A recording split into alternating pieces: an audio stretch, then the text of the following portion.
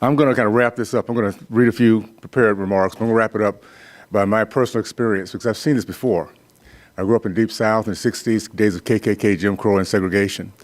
I was one of 4 black athletes to first integrate an all-white school, the 3rd black athlete to go to University of Miami.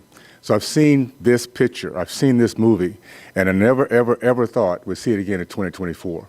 We're not going to let it happen. We're not going to allow this to continue, and we're going to go to the heart of the issue. They're now attacking our kids, very young kids. All decent Americans can agree anti-Semitism has no place in America. Unfortunately, we're now discovering this virus has found its home in our educational system, not just college campuses, but it's seeped its way into K-12 classrooms. Now, these are kids I'm talking about next few seconds. Recently, 40 to 50 teens marched through high school chanting Palestine, waving a Palestine flag, chanting "Death to Israel, kill the Jews." A teacher was forced to hide as a mob of high school students stormed the building and for 2 hours demanded they should be fired after posting a support for Israel on social media. Several high schools have been defaced with swastikas. A high school principal, an anti-Semitic bigot, praised student protesters after a report that they were chanting "Bring back Hitler." At a middle school walkout in October, students, these are kids, chanting "Kill the Jews, F the Jews, F Israel, KKK, kill Israel." Imagine this hate in people this young. There's a purpose, and it's happening on purpose.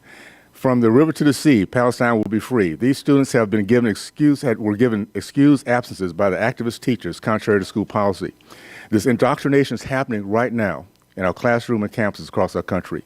The slow march of Marxism has radicalized our young people who grow up, enter the classroom to teach, and radicalize young people. They teach bigotry. They create an unsafe learning environment for not only our Jewish students, but for every student that's trying to learn. And most importantly, up till now, these Marxist activists have been given zero accountability. There's a new sheriff in town, the House Republican majority. If these school districts won't shut down this insanity and keep our students safe, our Education Workforce Committee will. It's called Oversight and the Power of the Purse. Both decades overdue. I want you guys to notice the disrespect, the anger, the vitriol, desire to destroy, the arrogance and entitlement that's coming out through our young people.